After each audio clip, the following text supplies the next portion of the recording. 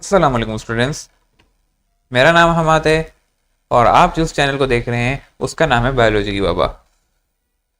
देखें बच्चों, हमने लास्ट टाइम कुछ चीज़ें पढ़ी थी जिसका नाम था डिजीज और रेस्पिरेटरी सिस्टम। नहीं सॉरी, हमने जो लास्ट पढ़ा था वो पढ़ा था transport of oxygen and carbon dioxide. बहुत अच्छे से समझाया था मैंने आप लोगों को, और वो कैसे डिफ्यूज हो रहा था, और हमने वो सारी बातें वहाँ समझी थी। आज हमें डिजीज और रेस्पिरेटरी सिस्टम पढ़ना है। आपकी बुक में एक तो उसको दो हिस्सों में डिवाइड किया हुआ है। एक क्या हुआ, अपर रिस्पिरेटरी सिस्टम और एक लोअर रिस्पिरेटरी सिस्टम। अपर रिस्पिरेटरी सिस्टम वो डिजीज नहीं है, वो सिम्टम है जो कि आपको डिजीज की वजह से होती हैं। अब उनको हम डिस्कस नहीं करेंगे, उसको हम इंशाल्लाह मतलब आप खुद भी पढ़ रही हैं तो आपको पता चल जाएगा। जैसे कि आज के हम जब लेक्चर में पढ़ेंगे तो आपको पता चल जाएगा कि ना वो वहाँ क्यों हो रही है अपर रिस्पिरेटरी सिस्टम में। अपर रिस्पिरेटरी सिस्टम में क्या क्या आ जाता है वो तो आपको मालूम होगा। जैसे क्या कि आपकी नेस्टल कैविटी, फेनस, और क्या आएगा, लेनस और ट्रैकिया। फिर लोअर रेस्पिरेटरी से आगे बढ़ता चला जाएगा जिसके अंदर लंग्स के अंदर सारी चीज़ें आ जाती हैं। देखो बच्चों, मैंने डिजीज बहुत ही कम चैप्टर्स की पढ़ाई हैं और मैं आज जिस चैप्टर की पढ़ाने जा रहा हूँ वो है रिस्पिरेटरी सिस्टम की। यानी कुछ इंपॉर्टेंट्स हैं, तभी मैंने इस लेक्चर को देखा गया है। ये मैं यूट्यूब के स्टूडेंट्स के लिए बोल रहा हूँ। ऑनलाइन जो हम पढ़ रहे हैं वो हमने पूरा चैप्टर कवर अप किया है एक एक चीज़, लेकिन उसको अगर मैं यूट्यूब पे अपलोड कर रहा हूँ तो उसका मतलब उसकी इंपॉर्टेंस ज़्यादा है। और ये उन बच्चों के लिए मैं फ़ायदा और बेनिफिट बनाना चाह रहा हूँ कि वो अगर पूरे मतलब उनकी तैयारी इस तरीके से हो जाए कि उनको जो इंपॉर्टेंट चीज़ें हैं वो इन डेप्थ और अच्छे से समझ में आ जाए। और आज का हमारा लेक्चर इसी बुनियाद पर है और हम देर किए बगैर उसको स्टार्ट करेंगे। और जिस चैप्टर के अंदर हम रेस्पिरेटरी डिजीज पढ़ रहे हैं तो उसके अंदर सबसे पहले आपने कॉमन नेम सुना होगा और आप सुनते आ रहे होंगे। कोई पुराना नाम या कोई मुश्किल नाम नहीं है और बिल्कुल नया नाम है जिसका नाम है नमूनिया। और आप हर वक्त सुनते रहते होंगे कि नमूनिया हो गया या ये क्या होता है। आज हमें इसको पूरा डिटेल समझना होगा। आपने नमूनिया के नाम बहुत ही आपने अपनी लाइफ के अंदर सुने होंगे और आप सुनते होंगे उठते बैठते ये नाम। तो नमूनिया कौन कराता है इसके बारे में हमें डिस्कस करना है।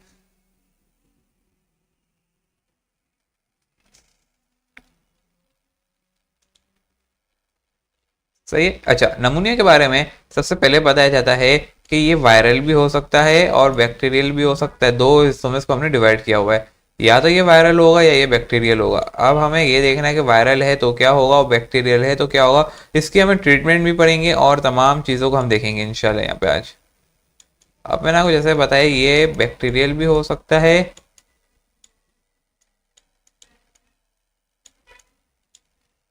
और साथ ये वायरल भी होगा। वायरल और बैक्टीरियल में क्या फ़र्क है हमें सबसे पहले ये देखना है कि वायरल में और बैक्टीरियल में क्या फ़र्क होता है। हमें इन चीज़ों को भी साथ में स्टडी करना है कि अगर वायरल है तो क्या मसला है और अगर बैक्टीरियल है तो क्या हो जाएगा। हमें इन चीज़ों को भी देखना ज़रूरी है। अगर बच्चों वायरल है तो इसका मतलब ये है कि ना ये आपको किसी वायरस की वजह से हुआ है।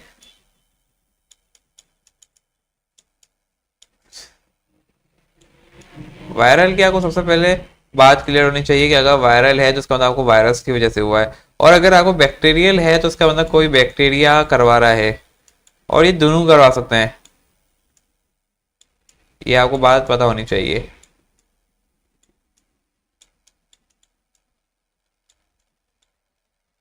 अगर वायरल है तो वायरस कराएगा और बैक्टीरियल है तो बैक्टीरिया कराएगा। अब वायरस के खिलाफ हम एंटीबायोटिक्स नहीं देते, हम एंटीबायोटिक नहीं देते, हम एंटीबॉडीज देते हैं। और नमूनिया के अंदर कोई भी ऐसी एंटीबायोटिक यानी सॉरी एंटीबॉडीज नहीं मौजूद, यानी हम वैक्सीन नहीं है इसके खिलाफ, यानी ये वक्त के साथ खुद ही सही हो जाता है। No vaccine.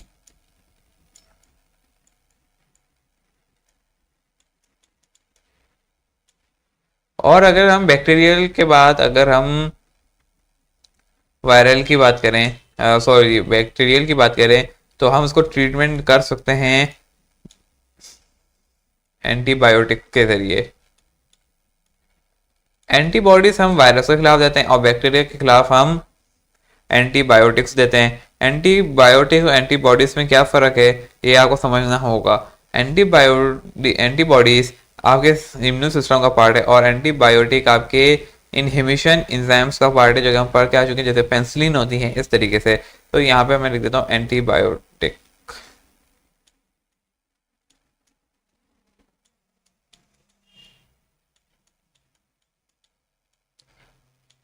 अब आपको क्या पता चला, सबसे पहली बात कि नमूनिया दो तरीके के हो सकते हैं, एक होगा वायरल और दूसरा होगा बैक्टीरियल। अगर वायरल है तो उसका वो वायरस से हो रहा है, और अगर बैक्टीरियल है तो बैक्टीरिया की वजह से होगा। दूसरी बात आपको ये पता चली कि वायरस के खिलाफ जो हम चीज़ें देते हैं वो होती एंटीबॉडीज, और बैक्टीरिया के खिलाफ जो हम देते हैं एंटीबायोटिक्स। और वायरल अगर हो रहा है तो उसका वायरस के जरिए हो रहा है, और वायरस के खिलाफ कोई भी एंटीबॉडीज मौजूद नहीं है, कोई वैक्सीन नहीं मौजूद, तो वक्त के साथ खुद ब खुद सही हो जाएगा, यानी इसकी बात ये हो गई। लेकिन अगर बैक्टीरिया है उसके खिलाफ हमें एंटीबायोटिक देनी पड़ती है, वो खुद ब खुद सही नहीं होता। अब ये क्यों हो जाता है? वायरल को जब हम बैक्टीरियल को सबसे पहले डिस्कस करेंगे तो आप लोगों को वायरल खुद ब खुद समझ में आ जाएगा। जो ये करवाता है उसका नाम है, अगर मैं इसका यहाँ पे नाम लिखूं, जो ये करवाता है उस बैक्टीरियल, वायरल तो बहुत सारे हो सकते हैं। वायरल आपको मालूम है कि ना अपनी चेंज करके आते हैं अपनी सिस्टमेटिक, और उसके वेरिएंट्स होते हैं वायरल के। लेकिन बैक्टीरियल सिर्फ एक ही होता है, और वायरल जो होता है वो आपको मालूम होगा कि वेरिएंट्स आते हैं, जैसे कि कोविड के 19 के वेरिएंट्स है। हर बार अलग अलग वायरस आ रहा था कोविड का, यानी उसके वेरिएंट्स आ रहे थे, वो अपने आप को चेंज कर सकते हैं। वो हम वायरस चैप्टर के अंदर पढ़ेंगे कैसे चेंज कर सकते हैं। लेकिन बैक्टीरिया चेंज नहीं कर सकता, और बैक्टीरिया खाली एक ही वेरिएंट का होता है, उसका नाम है मायो बैक्टीरियम नमूनिया, बैक्टीरियल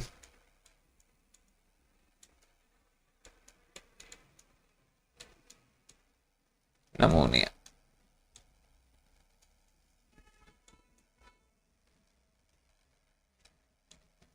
सही है।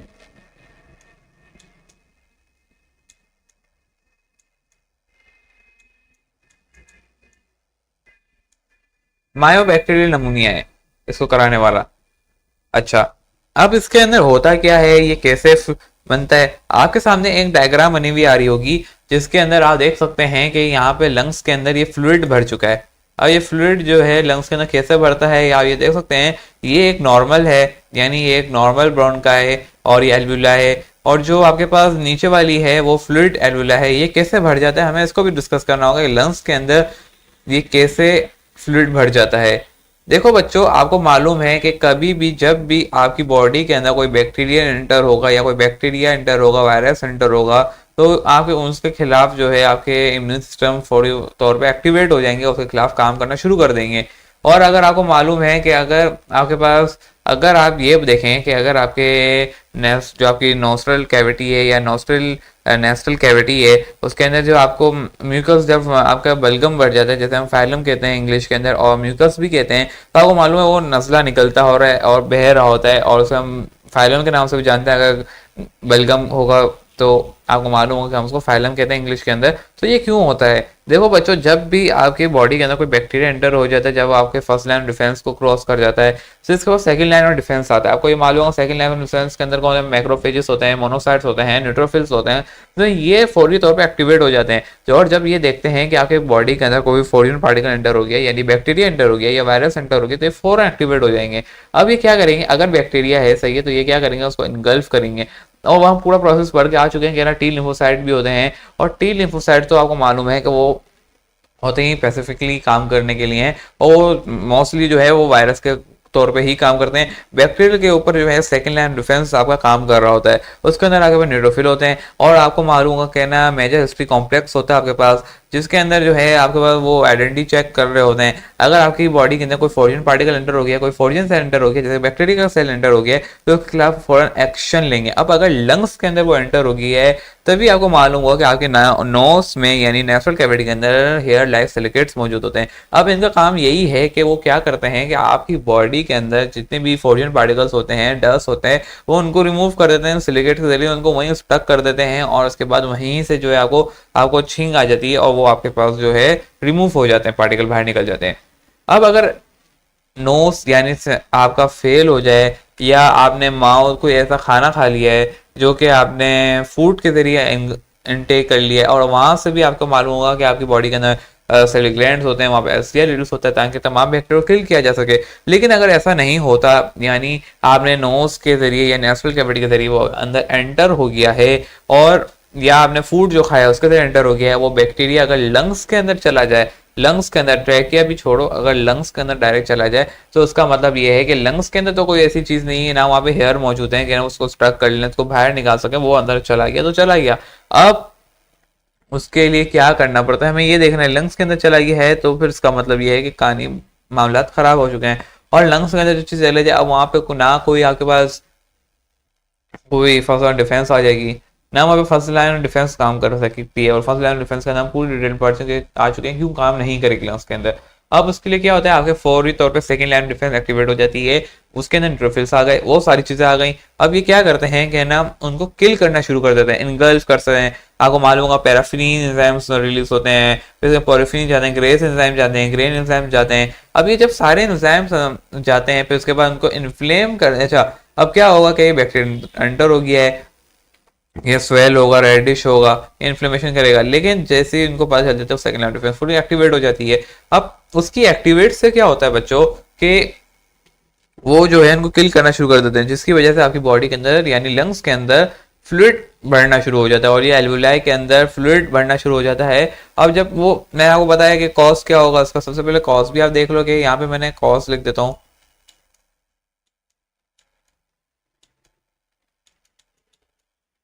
कॉज के अंदर मैंने आपको बताया कि ना आपने फूड हो सकता है, या पॉल्यूटेंट एयर होगी, थोड़ी सी ये बाहर जाएगी जगह, मैनेज कर लेना आप लोग।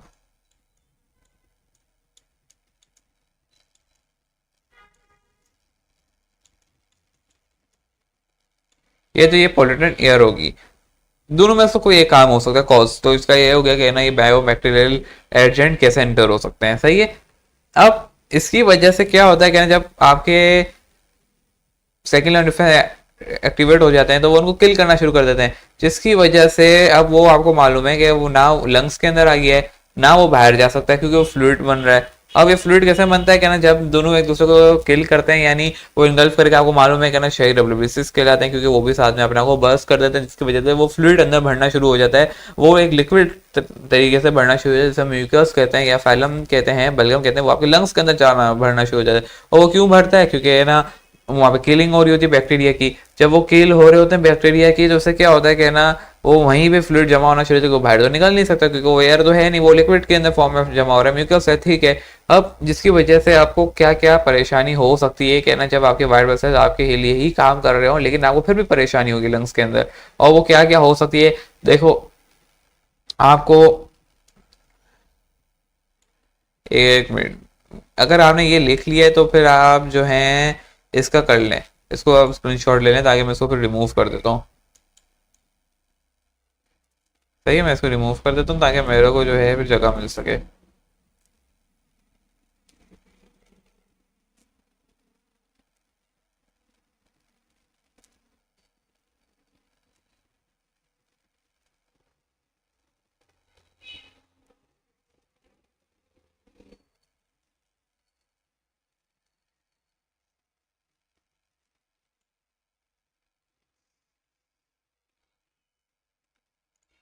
अब इसके आपको देखो मैंने कॉस वहाँ लिख दिए हैं, पोलैंड ईयर होगी। और इसके बाद आपको जो आपको इसके इफेक्ट्स आपको देखने को मिलेंगे कि ऐसे आपको क्या नुकसानात होंगे कि आपकी बॉडी आपके लिए काम कर रही है, लेकिन आपको क्या क्या मसले पेश आएंगे कि आपको, और इसकी हम ट्रीटमेंट कैसे करेंगे ये भी हमें देखना होगा। देखो सबसे पहले इसके अंदर आएगा कि आपको जो है, कलर चेंज कर लेता हूँ मैं।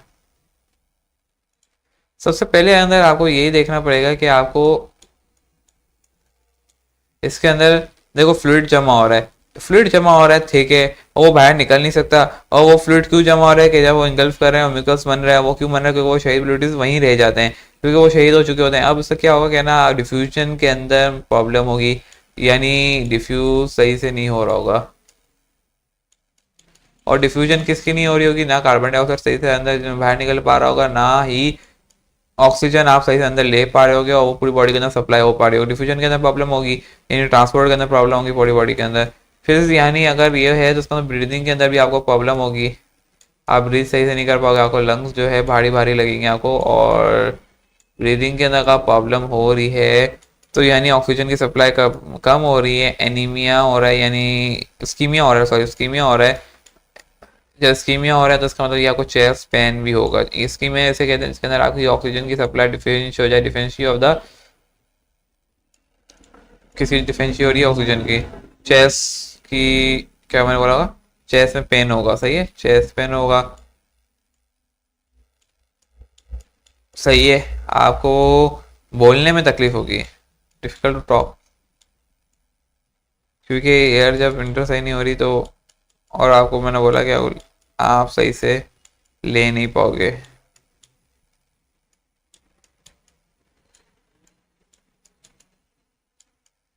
अब इसका ट्रीटमेंट क्या क्या हो सकता है? सबसे पहले क्या हम कैसे जानेंगे कि आपको जो है नमूनिया ही हो गया है, और आपकी बॉडी के अंदर यानी सॉरी लंग्स के अंदर जो है क्या हो रहा है, लिक्विड फ्लूइड हो रहा है, क्यों हो रहा है, वो आपको मैंने पूरी सिनेरियो बता दिया है वर्बली।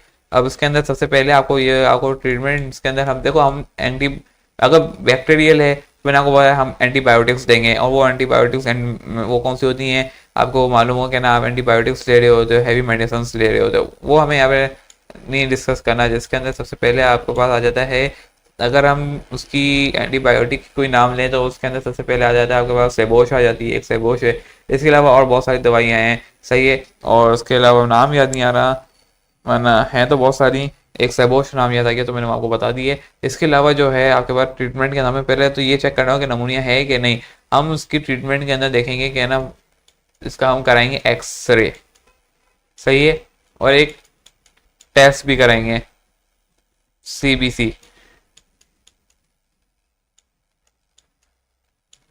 एक्सरे से हमें ये पता चलेगा कि ना बॉडी के अंदर कोई फ्लूइड मौजूद है, तो वहाँ पे वाइटिश बन जाएगा, सही है।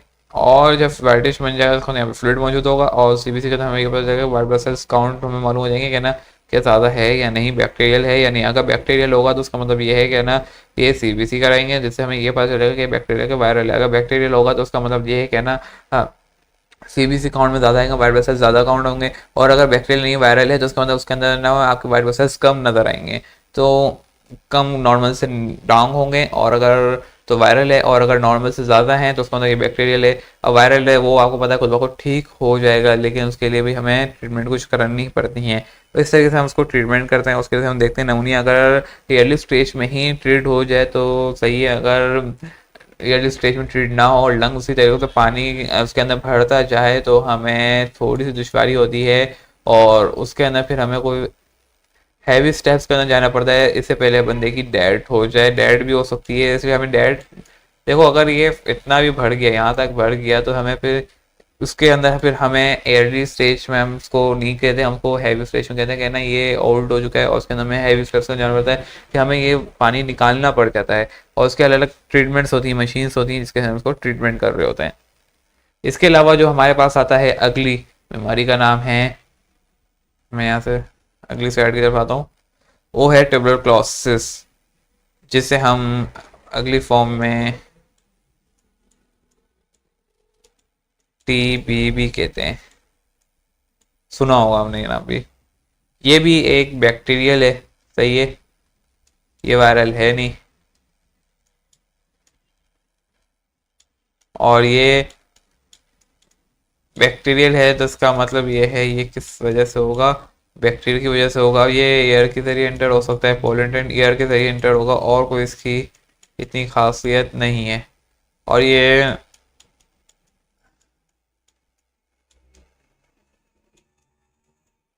इतनी कोई इसकी लंबी चौड़ी दास्तान नहीं है, बिल्कुल वही चीज़ें होंगी इसके अंदर भी, वही सारी सिम्टमेटिक आपको प्रॉब्लम्स दिखेंगी, जिसके अंदर आपको वही बैक्टीरियल है तो उसके अंदर आपको चेस्ट पेन होगा। अच्छा, इसके अंदर लिक्विड जमा नहीं होता, सबसे इसकी खासियत बात ये है। अच्छा, तो फिर क्या होता है इसके अंदर आपको चेस्ट पेन हो रहा होता है, नहीं है, आपको सांस लेने में तकलीफ हो रही होती है। अच्छा, ये क्यों हो रही होती है? क्योंकि ये आपके जो ब्रोंका है उनको ब्लॉक कर देते हैं, सही है, वहाँ पे जाके स्ट्रक हो जाते हैं जहाँ पे डिफ्यूजन होनी होती है, सही है। अब वहाँ पे जब ये ब्लॉक कर जाते हैं वहाँ पे वाइट ब्लड सेल्स भी नहीं पहुँच पाते सही तरीके से, सही है, क्योंकि वाइट ब्लड सेल्स वहाँ पे नहीं पहुँचते, उनका वहाँ काम ही नहीं होता ना, तो वहाँ पे ये नहीं पहुँच पाते, सही है। अब वो क्या होता है कि ना वहाँ पे जाकर स्ट्रक कर रहे हैं, अब उनको हमसे एक दवाई दे सकते हैं और कोई नहीं, और ये जल्दी सही हो जाती है और ये फैलती है। हाँ ये है, ये फैल सकती है टीबी, और लेकिन ये सही हो जाती है, इतना कोई मसला नहीं है अगर उसको अर्ली स्टेज पे देख लिया जाए। इससे पहले आपके जो हैं ब्रोनकाइल सारे के सारे खराब हो जाएं, लेकिन हमको ठीक कर सकते हैं। इसके बाद जो अगली दो बीमारियां हैं वो उससे ज़्यादा इंपॉर्टेंट, पहली वाली बहुत इंपॉर्टेंट थी, दूसरी वाली इतनी खास नहीं थी क्योंकि उसका ताल्लुक वही थे जो मैंने से पहले आपको बताया। अगली जो है ये होती है पसीमा, इसके अंदर अस्थमा भी हो जाता है। अब इसके अंदर क्या होता है, ना ही ये कोई बैक्टीरियल है ना ही ये कोई वायरल है। इसको कराने के हमें कॉजेज देखने, कराता कौन है, कॉजेज एजेंट कौन है इसको कराने वाला, अब ये हमें देखना है। सही है, और ये क्यों होता है ये देख लें। ये नॉर्मल ब्रोनकाइल्स हैं और ये नॉर्मल आपके जो हैं एल्वुलाई हैं, लेकिन ये होते हैं आपके पास सुखरे हुए, ये सुखड़ जाते हैं इसके अंदर एल्वुलाई। इसके अंदर क्या हो रहा था आपके पास, ये जो आपके एल्वुलाई होते हैं ये सुखड़ जाते हैं। तो ये कॉन्ट्रैक्ट हो जाते हैं, कॉन्ट्रैक्ट हो जाते हैं, बहुत ही नैरो हो जाते हैं, जैसे आप ब्रीदिंग में आपको डिफिकल्टी होती है, सही से ब्रीथ नहीं हो पा रही। और ये क्यों होते हैं, या तो आपको आपके डस्ट पार्टिकल एंटर हो रहे हैं, अब वो किसके जरिए एंटर होंगे आपको मालूम होगा, एयर के जरिए।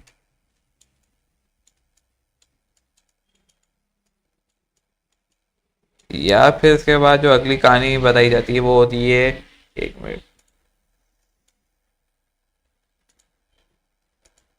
सही है, थोड़ा सा इसको बड़ा कर लेता। हाँ अब सही है ना, 10 पार्टिकल एंटर हो जाएंगे। या फिर इसके अलावा आपको बताया जाता है कि आपने कोई स्मोकिंग की वजह से, जिससे आपकी बॉडी के अंदर खराब एयर एंटर होती है और वो फिर इसको कॉन्ट्रैक्ट कर देती है, ख़राब कर देती है एल्विलाई को, और वो जो है सही से डिफ्यूज़ नहीं हो पाते, सुखड़ जाते हैं, खराब एयर एंटर हो जाती है जो कि आपकी बॉडी के अंदर एंटर नहीं होनी चाहिए थी। यानी ऑक्सीजन और कार्बन डाइऑक्साइड के अलावा कोई गैस एंटर हो रही थी, ऑक्सीजन एंटर हो रही थी, कार्बन डाइऑक्साइड बाहर निकल रही थी, लेकिन कोई और एयर जिसके अंदर आ जाती है, स्मोकिंग हो जाती है। स्मोकिंग के अंदर कुछ मुख्तलिफ गैसेस मौजूद होती हैं जो कि आपकी बॉडी के लिए सही नहीं होती वो धुआं, और उसकी वजह से आपको ये सारी, अच्छा कॉजेज और एजेंट्स क्या क्या हो चाहिए, तो होगा कॉजेज। अब इसके अलावा जो उसके इफेक्ट्स होंगे वो हमें देखने साथ में।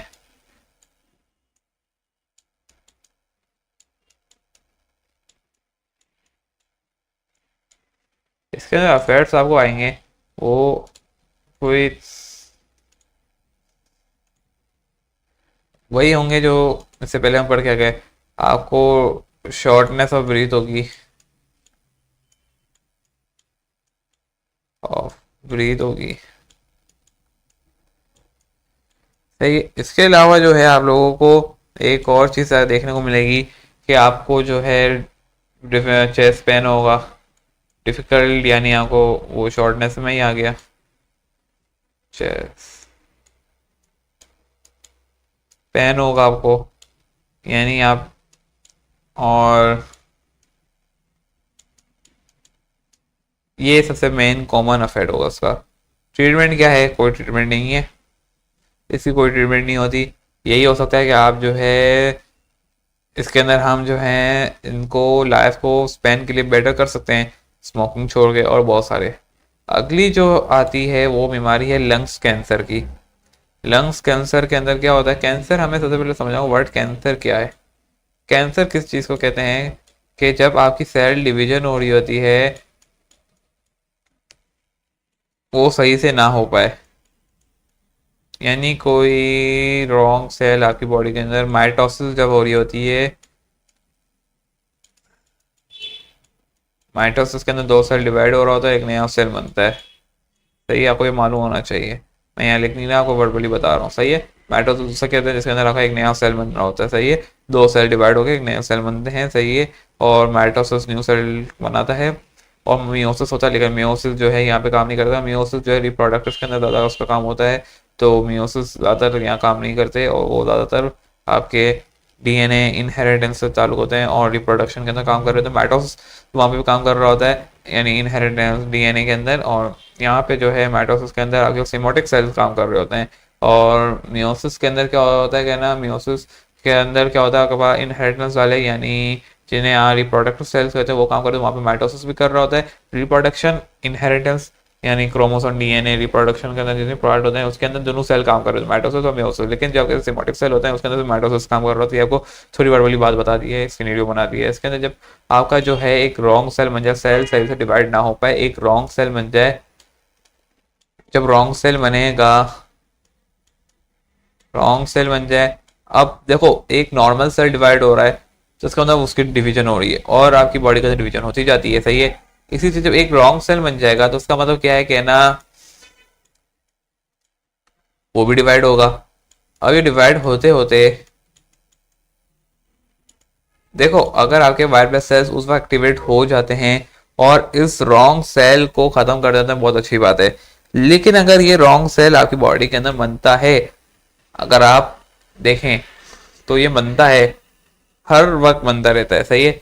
लेकिन अगर ये ज्यादा बनना शुरू हो जाए, और उसको खत्म कौन करता है, उसको खत्म करता है आपका वाइट ब्लड सेल। जैसे वाइट ब्लड सेल एक्टिवेट होगा उसको उड़ा देगा, यानी उसके खिलाफ काम करेगा। जैसे बैक्टीरियल यानी नमूनिया के अंदर काम कर रहा था, जैसे वो फोरिन पार्टिकल था, वो बॉडी का पार्ट नहीं था। तो इसी तरीके से जब आपके बॉडी के अंदर मैटर होते हैं, सारे सेल डिवाइड हो रहे होते हैं, अब वो हो रहे होते हैं, उसमें से अगर एक आधा सेल खराब बन जाता है और वो नॉर्मल इंसान के अंदर हो रहा होता है, सर ये कैंसर कब बनता है, कैंसर कब बन जाता है, इसको हम कैंसर क्यों कहते हैं, कैंसर की ये कैंसर क्यों बन जाता है, ये देखते देखते जब ये नॉर्मल बॉडी के अंदर भी हो रहा होता है। ऐसा नहीं है कहना ये जो है, कहना जो स्मोक कर रहा है या जो अल्कोहल ड्रिंक कर रहा है उन्हीं को होगा, या कोई पूरी बॉडी के अंदर कहीं पे भी हो सकता है कैंसर। अभी हम लंग्स कैंसर की बात कर रहे हैं, लेकिन ये लंग्स के अंदर क्यों हो जाता है और लंग्स के केसेस क्यों ज्यादा आते हैं, हमें इसको भी डिस्कस करना है और ये कैंसर बनता क्यों है। देखो बच्चों, आपकी पूरी बॉडी के अंदर सेल्स इतने सारे डिवाइड हो रहे होते हैं एक वक्त के अंदर, इतने सारे सेल्स, एल्वुला इतने सारे मिलियन ऑफ एल्वुला हैं। अब उनमें से अगर एक एल्वुला है, एक आधा एल्वुला है गलत बन जाए, सेल डिवाइड खराब हो जाए, नॉर्मल बॉडी के अंदर हो जाता है, सही है, एक्यूरेसी नहीं मेंटेन कर पाती, सही है। इतने सारे सेल डिवाइड होते हैं, एक आधा सेल यानी, या चले अगर 10 भी बन जाते हैं तो उसके खिलाफ वाइट ब्लड से एक्टिवेट होंगे और वो उनको खत्म कर देंगे।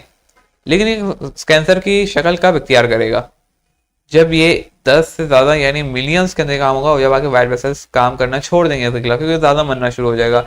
वहां पे एक वाइट ब्लड सेल खत्म करे, वहां पे दूसरा बन जाए। अब ये अगर ये रॉन्ग सेल भी डिवाइड हो रहे हैं तो उसका मतलब ये है कि ये भी बन रहे हैं। अब अगर अगर इसी को हम खत्म कर दें तो बहुत अच्छी बात है, सही है। लेकिन एक साथ ही इतने सारे रॉन्ग सेल्स बन रहे हैं और वो रॉन्ग सेल भी फिर डिवाइड हो रहे हैं, वाइट सेल्स इतना जल्दी तो काम करेगा नहीं, नहीं है, वो इम्यून रिस्पॉन्स है, वो देखेगा समझेगा हिस्ट्री पहुंचाएगा, फिर से काम करेगा, टी लिम्फोसाइट भी एक्टिवेट होंगे। वो पूरी हमने पूरी सिनेरियो बनाया हुआ है कि इतने जल्दी अगर आपको अगर कोई बैक्टीरियल इन्फेक्शन हो जाता है, आपको 7 दिन लगते हैं प्रॉपर एक बार आपको नॉर्मल स्टेज पे आने पे। अगर वायरल भी हो रहा है तो वायरल यानी वायरस के जरिए एंटर हो रहा है तो भी आपको 14 डेज दरकार होता है कि आप वापसी अपने नॉर्मल स्टेज पे आए, आप जिस बीमारी में दाखिल हुए हैं वो उससे आप रिकवर हो। 14 डेज रिक्वायर्ड होती हैं, 2 हफ्ते। तो इसका मतलब ये है कि 2 हफ्ते के अंदर पूरे बॉडी के अंदर ये काम हो रहा होता है। अब अगर एक ही वक्त के अंदर तो सारे सेल्स जो हैं आपके डिवाइड हो रहे हैं, वो भी रॉन्ग बन रहे हैं, सही है, माइटोसिस के जरिए, फिर वो जो रॉन्ग सेल हैं वो भी डिवाइड हो रहे हैं, वो भी रॉन्ग बन रहे हैं।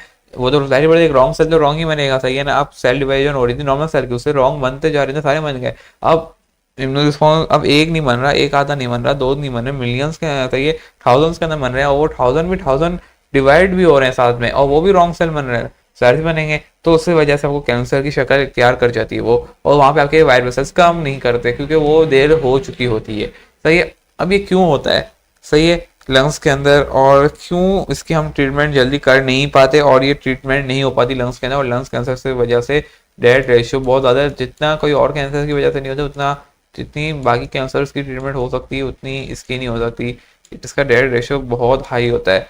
क्यों होता है, लंग्स से, लंग्स के अंदर हम सेल को कंट्रैक्ट नहीं कर सकते, वहां पे हम जो है साफ नहीं कर सकते कैंसर को, वहां पे हम सेल्स को रिमूव नहीं कर सकते। एल्वुला है और वो लंग्स है भाई, वो वहां से आपका क्या हो रहा होता है, डिफ्यूजन हो रही होती है। तो जाहिर सी बात है जब वो वहाँ डिफ्यूजन हो रही है तो हम उसको करेक्ट नहीं कर सकते। पहली बात तो ये आपको पता चल गई, डेड रेशियो बहुत हाई होता है, मैंने आपको ये बताया।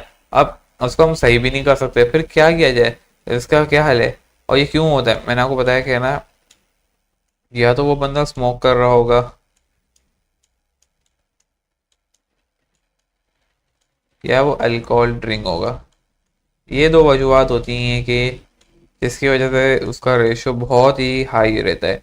ये 2 मैंने आपको पता ही वजूहत हैं। अब इससे क्या होता है, कहना स्मोक हो रही होती है, रॉन्ग सेल बन रहे होते हैं इस तरीके से, और बनते चले जाते हैं, इस वजह से आपकी डेड रेशो ज़्यादा हो जाता है। और यहाँ पे हम कोई हल नहीं कर सकते। इवन क्या को उसे स्मोक और अल्कोहल को मेंटेन यानी छोड़ना पड़ेगा, और उस वजह से उसका डेड रेशो बहुत ही ज़्यादा है, और कोई इतनी खास वजह नहीं है। अब इसकी एक और बात ये भी बताई जाती है कि जब ये ट्यूमर होता है ये, और एक एज आती है जिसके अंदर कैंसर नॉर्मल बंदों को हो जाता है, क्योंकि वहाँ पे आपके क्रोमोसोम का जो एक कैप होता है प्रोडक्टिव का, जिसका हम एनजी के नाम से जानते हैं, वो वक्त के साथ वो छोटा होता चला जाता है। अब अगर वो छोटा होता जा रहा है तो इसकी वजह से आपको क्या होता है कि ना कैंसर के अलामत बढ़ जाते हैं। वो एक नॉर्मल एज है, लेकिन आपको एज से एक कैंसर के एज से पहले ही कैंसर हो रहा है तो वो सही बात नहीं है। और वो भी क्यों होता है कि ना आप अपनी लाइफ को प्रॉपर केयर नहीं करते, आप हेल्दी डाइट नहीं रखते। अगर आप हेल्दी डाइट रखेंगे तो आपको कैंसर नहीं होगा, ये साफ बात है, और आपकी लाइफ स्पैन अच्छी हो सकती है। सही है। और दूसरी बात यह है कि ना अगर आप देखें कि ना लोगों को पहले ही हो जाता है कैंसर अर्ली स्टेज में, वो क्यों होता है, ये सारी वजूहत हैं जो मैंने आगे सामने लिखी हैं। अब इसके अंदर क्या क्या होगा, नमूनिया भी हो सकता है, फासिमा भी होगा, सही है, ट्यूबरक्लोसिस भी होगी, बीमारियां भी उठेंगी जब लंग कैंसर होगा। सही है, ये सारी बीमारियां उठेंगी जिसकी वजह से बंदे की डेथ का रेशियो ज़्यादा बढ़ जाता है लंग्स के अंदर, क्योंकि हम उसके अंदर कोई ट्रीटमेंट ही नहीं कर सकते। लंग्स से भाई अगर पंचर हो गया तो बंदा ऑन द स्पॉट गया।